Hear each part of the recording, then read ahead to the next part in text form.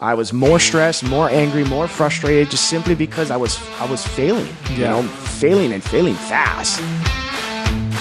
Hey guys, we got a special guest for you today. Today we have special guest CJ Calio. He owns over 40 single-family rentals, over 10 commercial properties. Him and his wife started a real estate education company with over 100 students, helping people to create cash flow through real estate. Welcome to the show, CJ. And Daniel, it's always a pleasure to be on. Just super stoked to have you on. We've known each other for like a little while. I've actually paid you for some coaching before, and like you're also been a good friend over the years, and it's been just super inspiring to see your journey. I think we met maybe in 2019, was it? Gosh, about 5 or 6 years ago, yeah, something like that. And I think you guys were kind of just starting your journey, or not. You guys were like maybe like a few years ahead of me as far as just reaching financial freedom and going through like the BRRRR strategy. And so it was kind of like you guys were the blueprint for like when I was doing it in my journey. But it was just kind of cool to see how you've grown in the past 3 or 4 years, and also like what you guys are doing now. Yeah, thanks for that. So, I mean, like, I know you have a really cool story about how you actually did reach financial freedom, starting as like a UPS worker. Tell us, what were you doing before real estate, and how did you kind of get into real estate? Yeah, like you said, I was a UPS driver. Jasmine, my wife, was a mail carrier, and that's ironically how we met on route. Oh, really? We got married, yeah. But I never knew that, actually. It's funny. It's a good story. Our whole wedding was themed UPS and post office because it's like competitive, right? Two different companies.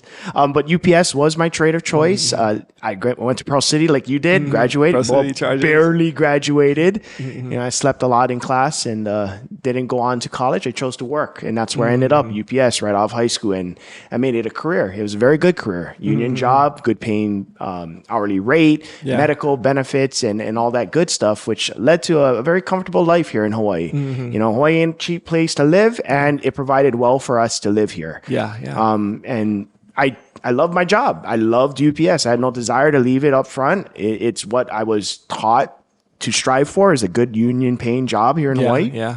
And once I got it, I was good up until I wasn't. And there's this time of year that UPS drivers either like or hate, and it's Christmas, where we don on the brown Santa suit and we'll become your special delivery person for the last 3 or 4 months of the year, getting your Christmas gifts. This is when like the packages come in like crazy amounts. So you guys are working overtime. They're putting in like these long hours, making the dreams come true for all these like young boys and girls who are getting Christmas gifts. Exactly. And up until this particular Christmas, Amazon really wasn't a thing in Hawaii. It's just, you didn't get a lot of shipments that way. But this year was the year that Amazon decided to open up the floodgates. And I wasn't ready. UPS wasn't ready. We didn't have enough staff. We didn't have enough trucks or drivers. And I found myself working 70, 80 hours a week, 7 days a week, not seeing Jazz or the kids. And, this is during the holiday season. It's the time where you're supposed to have joy and spend the moments with the loved ones and create those memories. And I was missing it. That led to a lot of frustration and anger and really questioning, how good is this? Am I trading time for money, and is it worth it? And it really, really made me ponder on, can I do this for the next 20 to 30 years? I mean, this is where I'm going to retire, or at least that was the plan. And this Christmas changed everything about it. So it was you and Jasmine and two kids? You have three kids? 2 at the time, with the third on the way. Okay. So like it's starting, your family is growing, and like you're missing your family time because of like your W-2. I think a lot of people can relate to this, because especially like during certain seasonal parts of the time, especially Christmas, it can be busy time. And then just missing time with your family too because of work, it's not always like the most ideal situation, right? That trade-off, I didn't see the value in it. As you can pay me as much money as they were, and all that overtime, which before used to be something I was like, it's so good to make an extra time and a half, right? And no, I remember starkly my daughter coming out one day during peak, and she's just like, why don't I see you? And that kind of like hit, it just hits you so different. It really made me question, is this really what I'm sacrificing to make an extra buck? There's got to be another way. So from having like that, I guess that moment where you're like, you weren't satisfied, how did you eventually transition or find like the magic of real estate investing? That's the thing. I didn't. So after Christmas is over, I approached Jazz and I told her, you know what, this isn't something I want to do. I want to quit. Am I able to quit? She goes, yeah, but I got one question for you. How are you going to replace your income? Because we're not going to change our lifestyle because you want to quit. So I was pleasantly surprised she was on board that I could quit. And she caught me off guard because I didn't think that far ahead. I was emotional. I was all in my stuff, around what just happened. And I didn't have an answer for her. And she brought up real estate. She's like, I've been researching, a lot of wealthy people have real estate in their portfolio. There's a strategy that we can buy rental properties that make cash flow. And, if we buy enough, we can get you out of UPS sooner. And my pride went up because I didn't know anything about real estate. Yeah. I didn't have trades background where I could be handy or any of that. So instead, I pushed my supporter immediately away and said, Jazz, you go figure that out. Let me go do what I'm going to do. And I went off and I created a bunch of businesses. I joined MLMs and I pursued the path of how do I create. So in your mind, I see like you're trying to find a way out of like your W-2 to reach financial freedom in some form or fashion. Yeah. And there are a lot of ways to get there. Like there's MLMs, there is maybe like stock trading. There's a whole bunch of other ways that are small businesses, right? There's other ways that you can reach financial freedom and other the kind of vehicles that get you there. But so when you tried a bunch, I guess it sounds like, but then none of them worked out too well for you. So. Ironically, go figure, right? 9 out of 10 startups don't make it. And they didn't. And I found myself spending way more money putting towards these ventures that didn't pay any fruit or any return. Yeah. I was more stressed, more angry, more frustrated, just simply because I was failing, failing fast. And so it seems like a failure, I think, when you look at it from like the outside, but just looking at your life in your bigger picture, I think it also probably helped you to become better at just like as an entrepreneur, because entrepreneurship is no joke, right? Yeah. And so forming the grip and making those mistakes or making that challenge and trying, you probably appreciated when you did have like the opportunity in real estate, or also like you probably built some maybe people skills or relational skills or just analytical skills, different things that are involved to become a successful investor. So just because you failed at these ventures doesn't mean like it wasn't like helpful for you in your journey, right? 100%. And I mean, looking back 2020 vision, right? In the moment, I didn't really appreciate what I was creating skill set wise. And really what I take away today from it is my ability to be resilient, persistent, committed, and just not allowing the perception of failure to be my end result. Yeah. We'll talk about this more later, but so carrying the story. So how did you actually get into the real estate game? So after those failed attempts of businesses, and it was about 6-9 months later after we had that conversation that I was like, you know what, enough's enough. She's still interested in real estate. She keeps going to these cult meetings called REI meetups. Maybe I should go and attend it with her. And that's what I did. I tucked my tail between my legs. I humbly came back and said, all right, you're still doing this. You're still on fire about this. Maybe I can jump on board.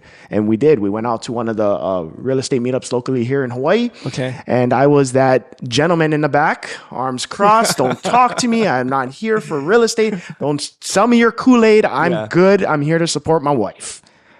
So eventually it cracked. It broke to that shell. And I think we've all been there too. Like, and you do have to be careful because there are scams out there. Yeah. There are people with like, who are just trying to like separate you from a little bit of money in your wallet, right? But there's also really legit guys who are trying to help you succeed and get ahead in life. And so like you eventually have to navigate that and like figure it out and which one is like the right path for you, right? Exactly. So. And the turning point for me was consistency with the meetups. So we kept going to the same meetup and meeting different people, watching different speakers. And the cool thing is they weren't just sharing their wins. They were sharing their opportunities around lessons learned. And the fact that didn't stop them from doing the next deal. And it almost like knocked down my pride. It took away that barrier of this isn't fake. It became real. Right? I mean, like I think that's a big distinction because when you just see people's wins or like just like all the success, then like it seems number one, it seems they're very far away because you're so far from that. Yes. But also it seems like they're just putting it on like their best foot forward, which they are. Yeah. But when they share their losses or the struggles, then you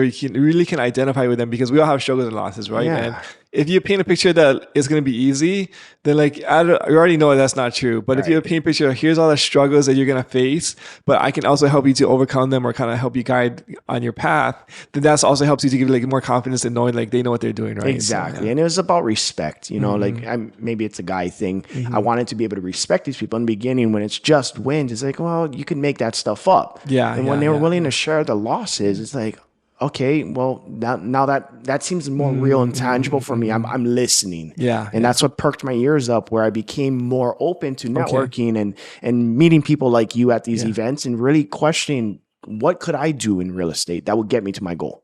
So I know you guys, so it was like a little journey from here. How many, I know you guys had a bunch of rentals at one point in your single family houses. How many did you guys have it at your peak? Oh, gosh, right when we left, both of us actually left within 9 months of each other. Okay. So it took me about 4.25 years, and Okay. Jazz left at 5. But we raised 90 doors. We created a portfolio of 90 doors. Wow. So 90 single family doors, Yeah. like, did you guys create it? That's insane to me. And how long did it take you to kind of get there? About 4 years. Okay. Yeah. So, I mean, so what was the transition from going to the real estate meeting to reaching 90 doors in Ooh, well, it's always starting with that first one. That Mm-hmm. first one is really to me, one of the biggest mountains you get to climb initially, because you're really trusting that this is a strategy, a theory, or whatever you want to call it, that is doable. And for us, we wanted to reference network. I mean, that's where I started. We were in the meetups. So we talked to a lot of people that were doing what we wanted to do, asking for connections. And we came across a turnkey provider through one of the meetups we were attending. That turned us to Indy. And that's where we bought our first turnkey property. Okay. So turnkey properties are properties that are already like rented out, like they don't need any renovation. You just buy them for the cash flow as is, right? Yeah, in theory, it's here's the property, you got it performing, buy it. Yes. And so 2 turnkeys, 3 turnkeys, how many did you guys buy before you kind of started doing like the more advanced investing strategies? So the first one was like, I mean, we consider ourselves lucky, right? We didn't know what we didn't know, and we walked into this completely blind, and we bought it, and it turned out to be something we kept for a long period of time. We only recently let go of it because we wanted to scale. But the second and third weren't the same story. I mean, the turnkey turned into an eviction. The turnkey turned into immediate rehab. The turnkey turned into fixing a sewer line that's not even connected to, you know. So we ended up getting to about 6 doors off of turnkey before we ran out of money. So turnkey is basically like you save up money for like the down payment. You put down 20% down, and then you buy like a cash flowing rental property, whether in Hawaii or in the Midwest usually, right? So, And we ran out of money, and we also ran out of mortgages, strangely enough. And the large part was our DTI was high because our primary home here in Hawaii really put us in a challenging position to continue on with that path. So, I mean, like you save money from your W-2, buy a rental property, save money, buy a rental property, repeat, rinse and repeat. Eventually, you're going to run out of money, or it's going to take a long time to save for that next one, right? So now the question comes, what do you do if you don't have money, but you want to buy more rentals, right? And how do you solve that? So that goes back to my perceivable failures in the business side, where I learned I can persist. I can be resilient. I'm committed to the overall result. And I took that here. So that was a big challenge. It was a big, oh crap moment for us. Like, how do we continue growing? 6 doors ain't even going to get us close to retirement. Right. I need about 100. And if I can't get mortgages, well, how do I continue doing this? And I started to think from a mindset of somebody who's already been there. What would somebody who's achieved financial independence do in the moment that they don't get qualified for mortgages? And it reverts back to the networking meetups. We heard a lot about OPM, other people's money, private money lenders, and it just clicked. What if we started pursuing that? How quickly could we scale once we can get funding from another source? It just doesn't have to be a bank. I think that's a really key point. I think what I see a lot of successful investors or entrepreneurs is the ability to just figure things out, right? And then you have a goal that you're trying to accomplish, and there's many ways to get there, but the resilience and the ability to just take a challenge on and then just like figure things out, whether it's like people, resources, or whatever it is, to just make it happen, that's a skill set I think that cannot be like overlooked as far as like success in real estate investing or entrepreneurship. Yeah, it's a skill set you get to hone in on through action, and that's what we did. We created results. We got actionable steps. Then we took them next one, and it wasn't necessarily the desired outcome, and we still took the next step. It's always about that forward movement. Are you doing things that are moving you forward? And it's not always pretty. And you get to figure that out. So slow and steady from the first turnkey that you guys bought to the second to the third. Eventually, you started scaling using other people's money to kind of like build your rental portfolio. And then you guys got up to 90 doors, you said, at a single family, which is to me is insane. Like, like that was actually like my first goal when I started. Like, hey, I was doing the calculation. if I'm at like let's like $200 a door, and I want to like net like at like $10,000 a month, whatever you need, like 50 doors or something like that, right, to reach your monthly cash flow. Exactly. And so, but I mean, like in Indy, it's a little easier to reach the $90 than in Hawaii, obviously, because the price points are a little bit lower. Yeah. But at the same time, $90 to me is still insane. It is. It was a lot, and that's what got us to our initial goal of exiting our jobs. And then we realized that's a lot of doors, just like you said, right? And Jazz is our back behind the scenes, the one that manages things. I acquire, and acquisition's easy. Stabilization is a little bit more challenging, and that's what she tends to do. She stabilizes. You guys have a really good dynamic, I think. So just knowing you're like a real big goal thinker, like, you know, like you're very personable, you're a great leader. And then like Jasmine on the side, she's like, she takes care of the details, basically cleans up all the messes that you make, right? So you're buying houses, you're going on doing like creating chaos, and Jazz the one kind of coming together and making sure things are actually working and like cleaning up all the spills that might happen along the way, right? Exactly. And I got that advice from a uncle that's probably not the best advice to give. It's easier to ask for forgiveness than permission. And that's what I do as an acquisition person is forgive me. But I mean, I think it's also important to see that like whenever you're in like partnerships or in different kinds of things together, it's always good to have like run in your lane where you're good at, and then to have other people run in their lanes where they're good at. And if you're both good at the same thing, it can work, but it's just not as efficient, right? Like if you're both creating chaos, then there's going to be like chaos everywhere, and then there's not going to be like, they're going to run into guaranteed problems. There will be some like balls that are dropped, maybe you'll lose some money. But if both people are just picking up the pieces, there's not enough chaos to pick up, right? So it's kind of like having both parts of the pie is really important. And having the strengths of unique capabilities, like it reverts back to the Dan Sullivan and the Who Not How book. Like that book helped us understand that it's good for us to be different. Right? Because my strengths complement her weakness. Her strengths complement my weakness. And as you add and create, like we were talking pre-podcast, your teams, it's so crucial to know who's sitting and the seat they're sitting in, and is it the right seat? Definitely. So how much were you guys making monthly before you were able to both leave your W-2s? We were making about 8K a month, off of our W-2s. Right. And then when we got to the 90 doors, I mean, if you do the simple math, it averages out to about 100 per door. So we were able to exceed our income. So we're netting about 9K. Every month. So then that allows you to like basically you replace your W-2 income with rental property passive income. And that allows you to now leave your W-2s. Exactly. So what's the plan? Live on the beach, like retire? What was like you it seems like you reached the dream, or you made it at that point. Well, initially it was like, I can quit. And then when I did, and I said, go to hell to my W-2 and I got stuck.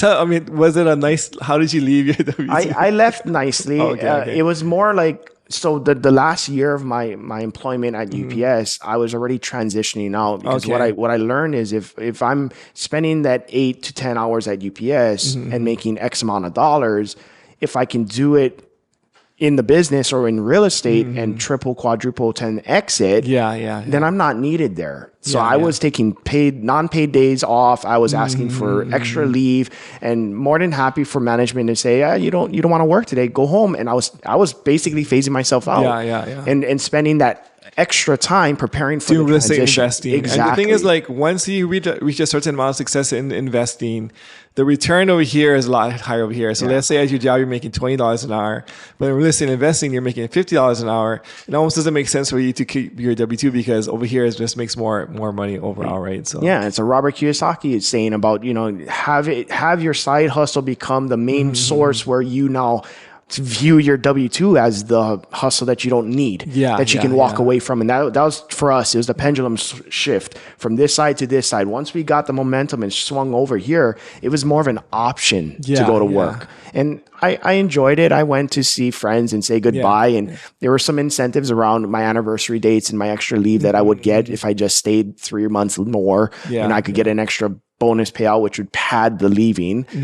But I really didn't want to be there. I was more fruitful and productive in what we did. So I didn't go to work maybe 4 days out of the week because they said, stay home. Like, all right. I really like how you guys did it, because there's kind of two camps. One is be like very conservative and make sure your side hustle eventually can replace your W-2 before you leave the W-2, right? Yeah. So like it's like the safest way, especially if you have a family. The other way is like just burn the shifts, quit, and you have no other option to kind of just make it work, right? And so like there's both ways work, but I just think like the way that you guys do it, especially if you have a family, is just like a little bit more responsible. And I'm honestly more of a burn the ship guy, and my wife is more of the let's build up this and ramp it up naturally so we can have the consistent results proving that we're capable to leave.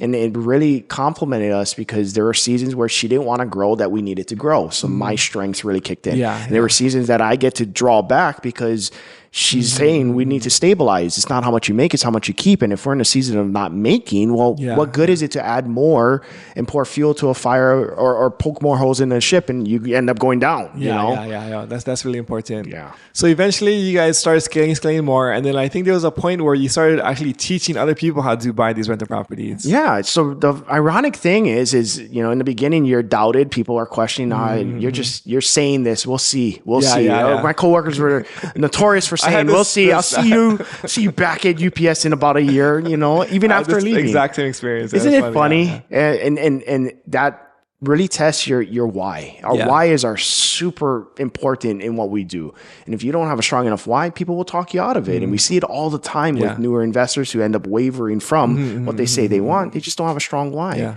We had a good, strong why. And from that, we were called crazy. We were called nuts. I almost got disowned by my father because he's just like, you're going to make a bad name for the family. You're going to lose us all our money, and he didn't believe in it. And I got to choose to say, no, the why is strong enough. You just don't see it yet. Let me show you that it's possible. And when I did, all of a sudden, leaving the W-2, you become somebody who's like, oh, you really did it. Yeah. You really left your job. You're crazy. UPS? Why? Why would you do that? Yeah. And from that, people that were hungry and wanted something similar to what we had were asking questions. Well, how do you do this? Would you teach me?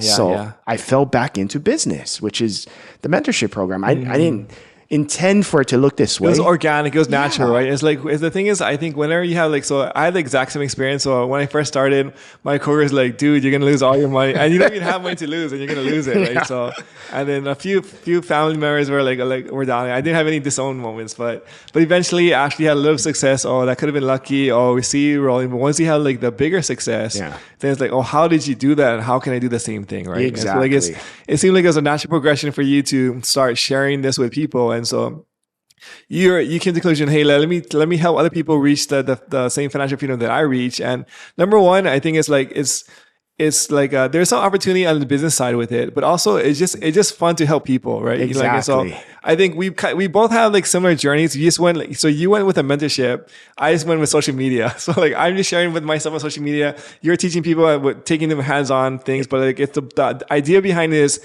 let's help as many people as we can reach financial freedom because it's such an amazing thing to do and to be, right? And it's not taught. That's the thing. Unless you're actively seeking it out, you are not going to know opportunities out there for you. I guess there's no school about this. Even just regular financial literacy, like how to buy a house, how to buy a budget.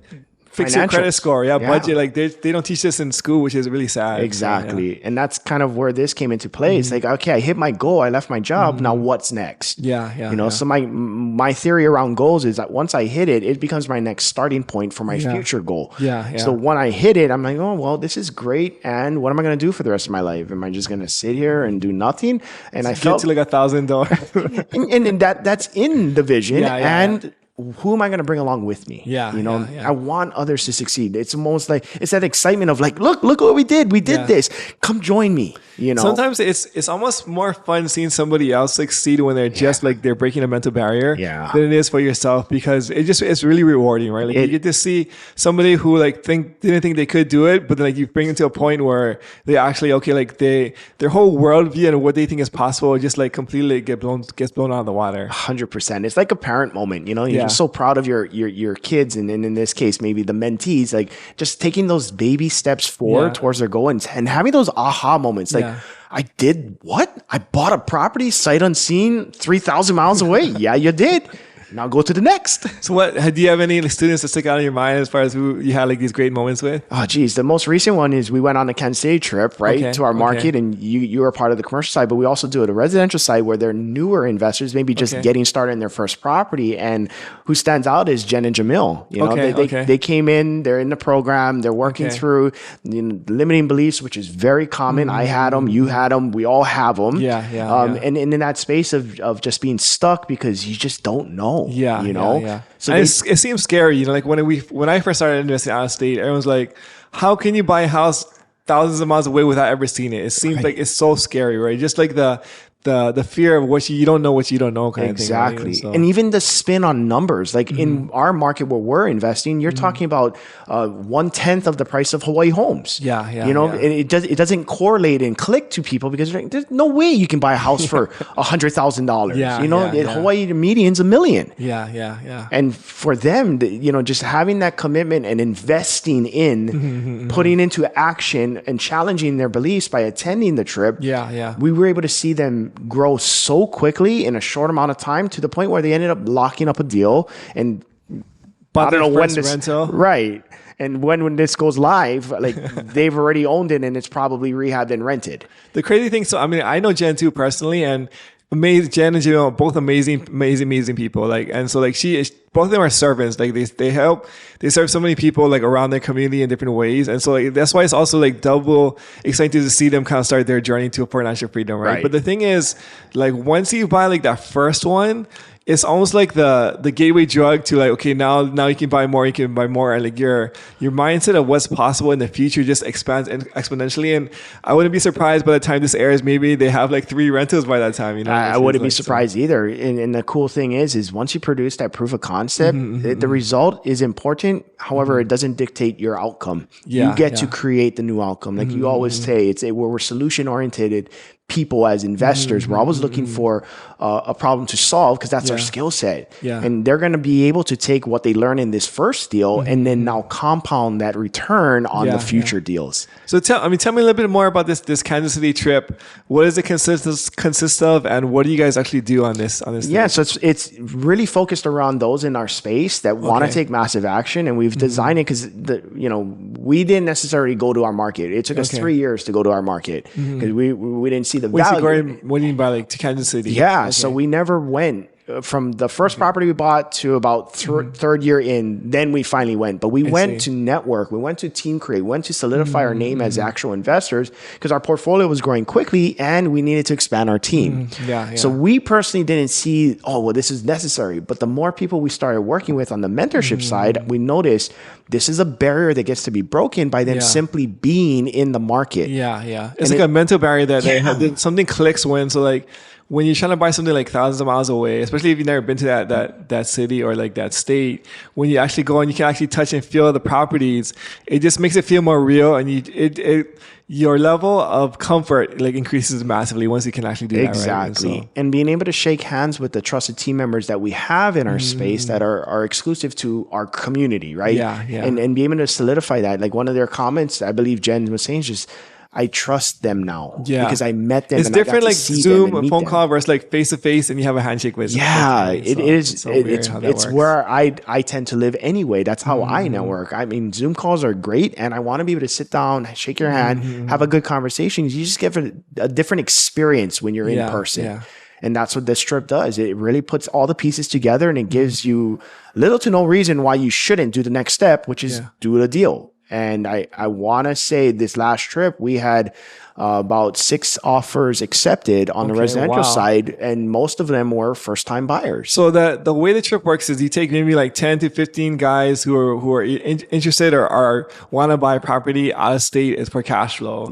You line them, bring them together, like fly them up together. You guys stay in the same hotel, herd them around in a bus, and look at rental properties and make offers on the ones that make sense. Pretty much giving you everything you would need to be successful. So it should cut out any hesitation around why I can't. We want to eliminate that. And the trip really does get you in a mindset, and you're around different caliber of investors, even though they're new. The fact that they've invested enough to say, hey, I want action. I'm stuck. This trip can get me there. I'm going to invest in it. And you probably have a few experienced guys along the way, right? Like along with the trip, who are kind of hand-holding and teaching and mentoring a lot as you guys are going through the process, right? So like that's really helpful. Yeah, so it's me and Tani are the ones that spearhead the trip. She's a leadership member in our company. Okay. And we also bring up a couple of advisors, or basically seasoned investors that have gotten the experience and they have earned their stripes. They can, they have credibility. They've bought rentals. Yeah. They've had an eviction. They know like kind of the struggles of they've gone through the ropes. And exactly. So I think that's really powerful because like when you're by yourself, like it feels like you're on an island. Like all this information to buy rental properties is out there. Like you can read books, you can watch YouTube. The information is like basically nothing new. Yeah. But then when you're on a trip with other guys who are doing it, it just puts like a different like motivation or inspiration or just like belief system in yourself where it just super like it supercharges like your journey, I think, you know. So like let's say like we would eventually like that each person on the trip would eventually buy rental in the next 10 years, right? Like they're like, okay, like I'll get enough information, have enough comfort over the next 10 years to pull the trigger on my first turnkey property. Right. But by going on the trip, like they shorten that 10 years to like 1 month, right? Like, okay, like let's just get this going. And then from there, now you can kind of like snowball into like the next part of your journey, which be faster and faster. And the cool thing about being in that space on the trip is that you may not believe it yet. Seeing people or peers in the same space as you, in the same circumstances, you starting to take action because of it naturally makes you want to take action. It's that concept around being surrounded with the right people. It's like positive peer pressure.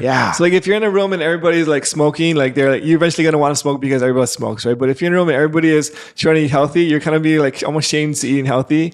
If you go on this trip and everybody is buying rental properties for cash flow, it's almost like you're peer pressured into like do the same thing as well, right? And so I mean, it's like a positive peer pressure to kind of move your life forward. Exactly. And being able to see us in action too, because you know our motto is we're active real estate investors who lead through action and then hold you accountable. So we go first. We're not going to put your money in jeopardy if we can't say we've done it or experienced it ourselves. I mean, I really respect about your guys' education program. I think is like whenever there's an education program where the guy is actually going first and doing and demonstrating it, it's way more powerful than teaching, do this, but I haven't done it yet. You know? And so I think like there's a bunch of other guys like we talk to where like they're crushing it themselves. They go first, and then like now they're teaching the guy behind them how to do it. Like that's the best, healthiest, and like most legit way to kind of do this. Yeah, and it takes me back to that first REI meetup that I was telling you about, where I was the hesitant, resistant person. And what happened, what changed was those guys in the front of the room telling me that they do, and here's what they learned, and here's how they succeeded, and here's what they're doing next. Like this isn't something that, oh, go do this.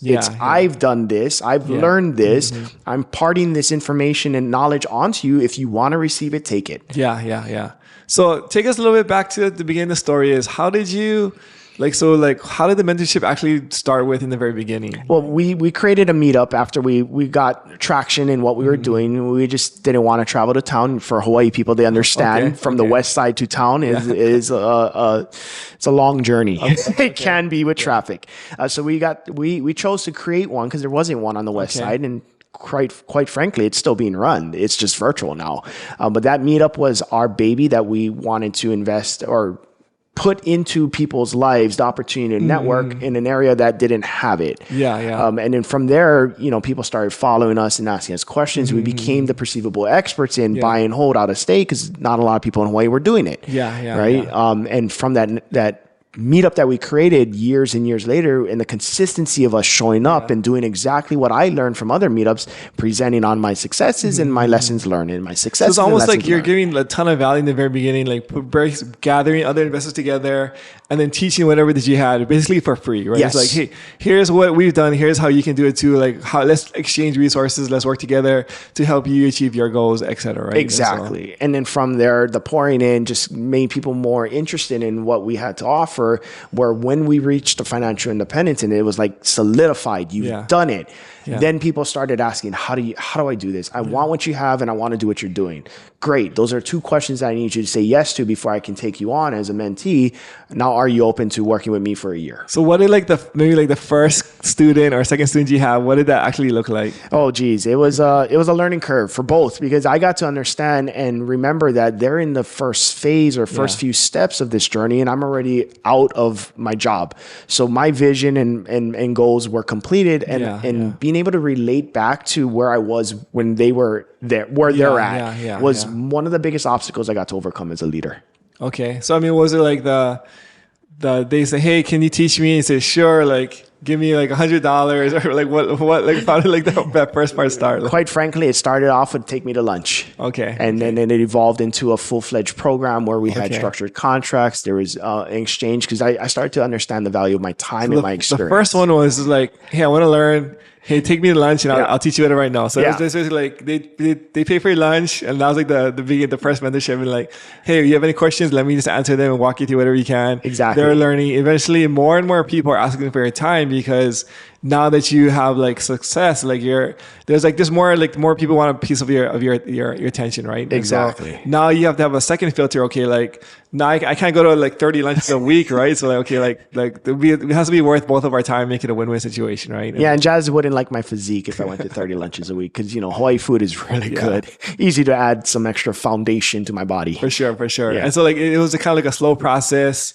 And then like what did that kind of evolution look like? So it looked like this. I didn't know the value I had, or I didn't receive what I had as value yet. And plate lunches or lunches were my perceived value in the beginning. What shifted my thinking around that was the results that were being created, or the lack of results. What do you mean by that? So the plate lunches or the lunch meals and stuff were nice, and the investment's minimal for a lot of information, but they wouldn't take action. Yeah. So I really got to challenge myself around, well, if I really want them to succeed, what I'm doing isn't working. I get to pivot. And what I pivoted to is creating a more structured, filtered commitment where it's a year-long agreement. Okay. And there's a pretty decent price tag to it because if you're not investing something in there or a dollar amount that really makes you question, is this going to be worth it? How are you going to take action when I give you the how-tos? I think that's a really good point that whenever you give something, give something for free, the perceived value is a lot less, right? And the commitment is a lot less. And I think I've heard this on both sides. When I was first starting, is like I heard a guy say like, "Oh, I'm charging for this booklet because I want you to like, because it's for you." And I'm like, that's BS. You just want to make money, right? That was my thought process. But now being on the other side of it, I see like, wow, like whenever I try and give people advice in the beginning, if they don't pay anything for it or they didn't like have to earn it, then like they don't really value it or they don't take action on it. But like if they had to like, let's say I had to give you charge you $1,000 for this consult, right? Now, okay, I'm going to listen to what you're saying because this is costing me a lot of money. Now they're actually getting a lot more from the value from it because they're invested and it's like an investment from themselves, right? Exactly. And then the mindset shift around it. This is an investment. You either see it as a cost or you see it as an investment. And those that would see it as a cost just ended up not doing anything with it anyway. And we were talking about this. There's enough how-tos. You can YouTube, Google anything. I don't have anything uniquely gifted to what we have. What I have is my experience. What I have is my mindset. What I have is my network, right? The ability to hold you accountable. That's the value, the true value we bring. The how-tos, the tools, they're great. And it's not what's going to get you to your success. It's almost like the accountability and the campfire effect, right? Like those are two huge things that are not really tangible. Like you said, like the information is all out there. Like how to buy, rent, to probably, I'll say there's tons of books, resources, YouTube channels, like courses that you can just like download for free where you can get all the information you need. But then there's a different kind of thing of getting all this free content, or you pay a book $10 or whatever, right? Versus like having somebody to like hold your hand and say like, what did you do this week to, how many deals did you analyze, right? How many like realtors did you make phone calls with? And like there's a different kind of like accountability or traction that happens in that one versus just you're on your own and kind of trying to figure it out yourself. And sometimes you need that person to challenge you to take the actionable step because all this information is great, but how do you know it's true? The only way you do is you go and create a result. And that's that barrier that a lot of new investors, myself included, would be stuck in, is the fact that, okay, I know this is how the buy and hold process should look like. I need to buy a turnkey. Great. There's turnkey providers out there. Which one do I buy from? And then you're just stuck. Versus just saying, okay, what do you need it to look like? I need to make $100. Does this make $100? Yes. Then why aren't you doing the deal? Like, it can be as simple as that. But the challenging question from somebody who's already been there gives the newer investor a little bit more confidence that, okay, I'm on the right track. And the fact that like they're kind of like the oversight for you, right? Because they're watching over your mistakes to make sure you don't make the big ones. I mean, everyone's gonna make small mistakes along the way, and like even the person who's overseeing you, they might have experienced every situation that you're gonna face.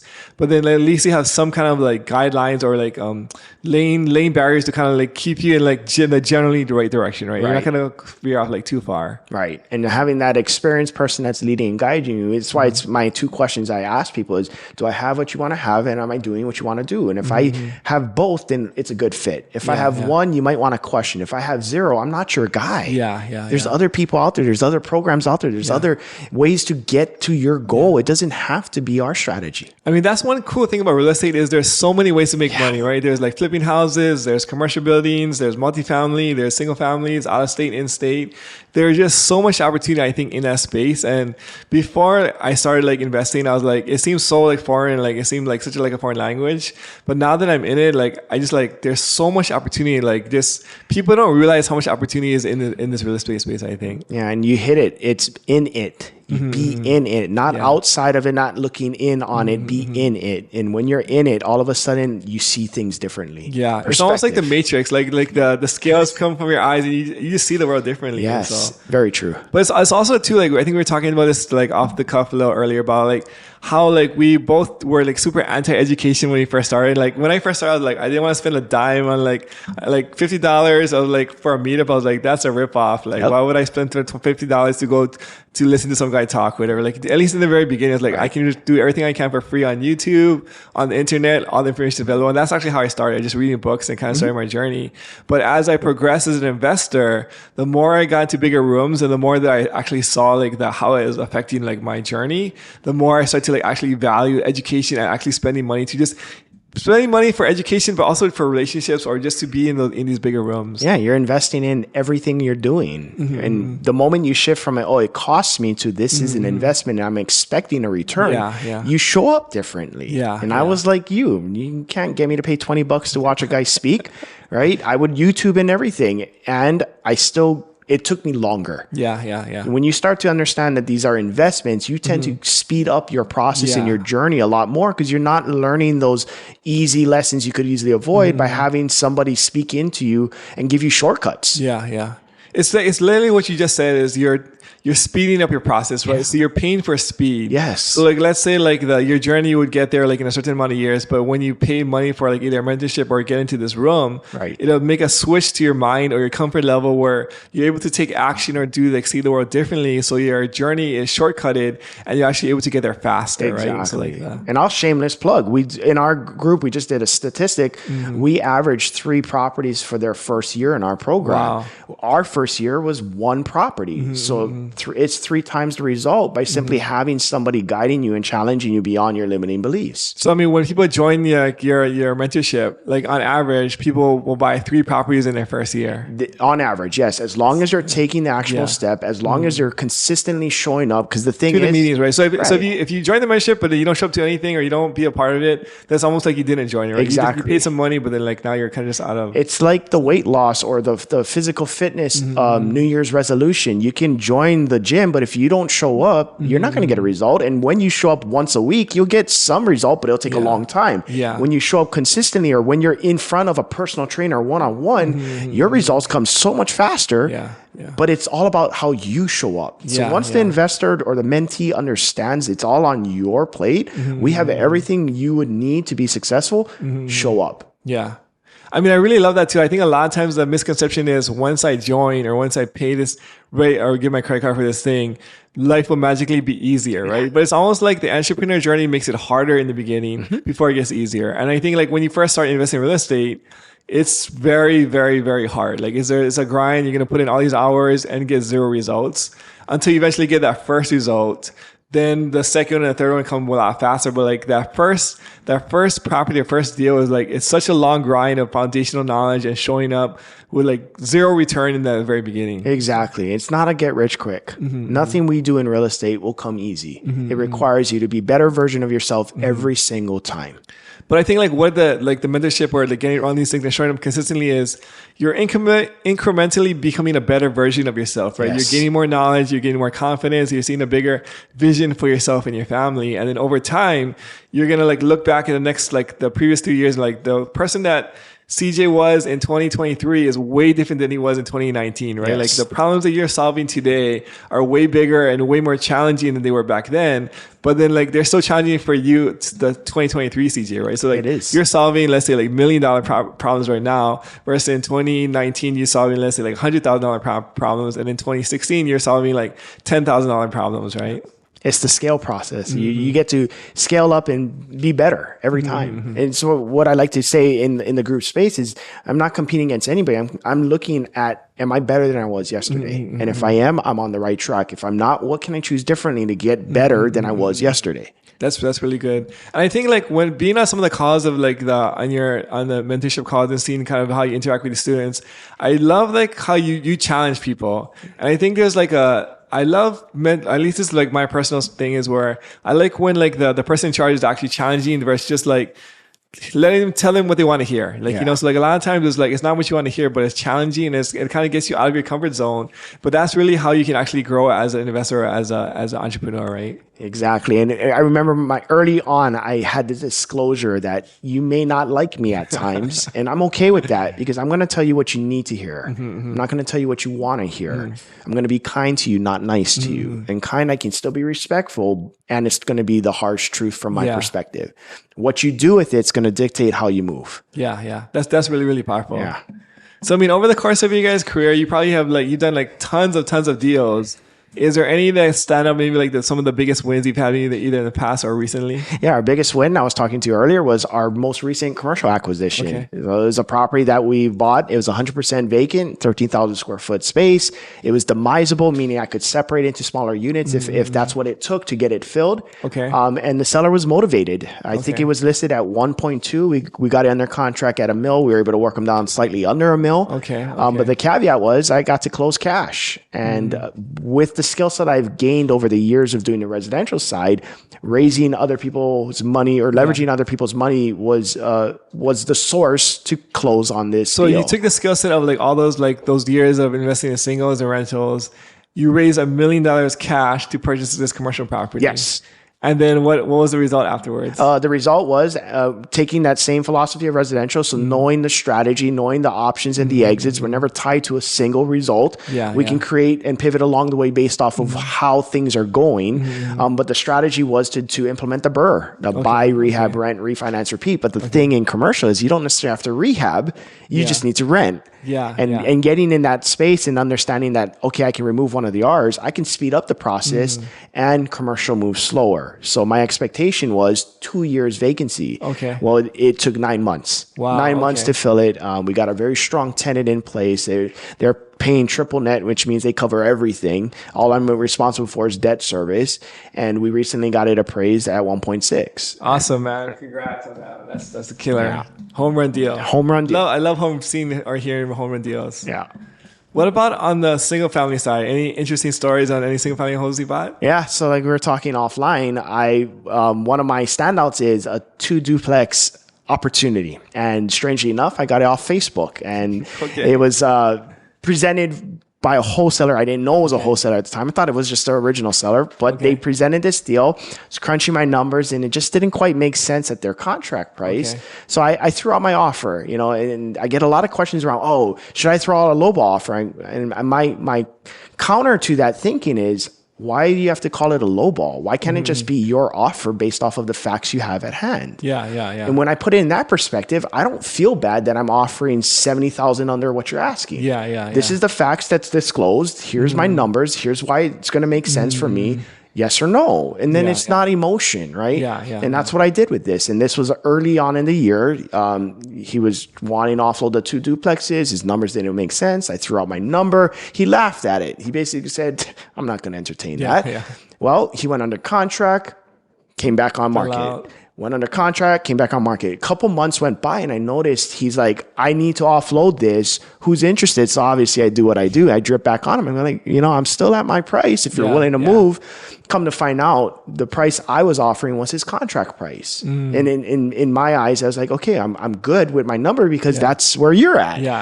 And he was willing to walk away making no money because he wanted his EMD back. He had a large non-refundable. And because he kept falling out of escrow, the seller was getting antsy. emergency. Yeah, yeah. And was gonna call cancel it. Yeah, whatever. Call that EMD in to him Yeah. and simply walk away, and the guy would have lost the deal. So he wanted to save his reputation. And I walked in, and I basically took over the deal. The caveat was I had to close in 48 hours, which was the fastest close I've ever done. How much money was this, by the way? This was $60,000 for each duplex, so 120. Okay. Yeah. So that was our big residential win, because it turned out that I didn't have to do much rehab. I just simply had to reposition the tenants. And what I did was I just took care of some minor repairs and deferred maintenance. That become a better landlord, right? Yeah. Just be like a responsible landlord. Exactly. Taking care and showing that I want you to have a better living situation. And then they ended up staying, and we still have them today, and they're performing well. They're at market rent. They were below market rent when I bought it. They're at market rent. And when we went to refinance out, we pulled out all our money and extra. Awesome, man. Yeah. I love it. So you bought 2 duplexes off Facebook, yes, which were home run deals. Yes. And like, I mean, it's just it's a cool deals a cool are story. everywhere. You just got to know where to look. The other thing too, I think, is like the process of sometimes as an investor is our numbers come across as like lower than like a retail buyer, right? And just because we have to make money, it has to make sense for us as well financially. And so like that, a lot of times they'll like turn off agents or sellers or wholesalers because they like, because our offers are lower, right? But then like a lot of times it's like we'll put in the offer that makes sense for us, and then like we get laughed at, right? And then like they try to sell it for a few months, it goes into escrow, falls out, or goes into escrow, falls out. And this is something we've seen often, at least on our side as well too, where by just being like consistent and checking up and following up on these, like the offers that you made, eventually they might come back to you and just like, okay, actually yours is the best offer that I have. I just didn't see it until like I had all these other troubles that came across my plate. And the cool thing about nurturing this type of relationship, not put it in your face like you're wrong. It was just simply, hey, I can solve your problem and it gets to look like this. Is that we developed a relationship with this wholesaler where I did many deals afterwards, and he eventually moved out of state. So it dwindled away, but we were able to get maybe 10 or so extra deals from this transaction just because he understood I knew my stuff. You know, I was real. I would close. I got him out of a bad situation. And he tended to push deals my way first before he threw it out to the buyers, which I thought that was pretty darn cool. It wasn't something I expected. And that's some of the returns you can see when you're willing to stay true to and be that honest, gentle person that's like, hey, I'll solve your problem, and it needs to look this way for it to work for me. They may come back to you with more and more opportunity. And the thing too is like, as a wholesaler or as a seller, you want to work with somebody that you like, you know? So like even for us, when we're selling houses on the back end or even wholesaling sometimes, I'd rather work with somebody that I'm friends with and take less profit from a friend or somebody I like than make more money from somebody that I don't like. But it's also like the ease of the transaction is like, it's not always about the money. It's also about like the mental bandwidth that you have to spend. So like if you're like an easier transaction because like they know you're going to close, you like their inspections going to be like a lot easier. They don't have to deal with like back and forth and things, like your easier process.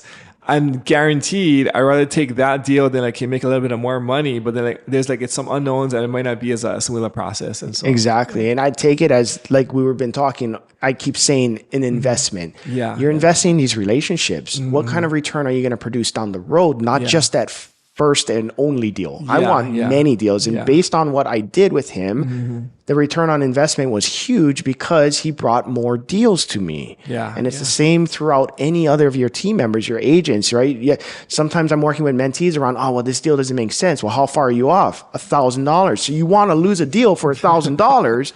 What if your agent's not going to represent you moving forward because you're passing on $1,000 discrepancy? Eat the pride, get the result, because you don't even know if it's going to be $1,000 miss. Get the result. And it's all about that nurturing of. They want to know just as much as we want to know that we're serious and they're serious. And the only way to prove it to them is to create the result. So lesson learned, buy deals off Facebook. You could. They're there.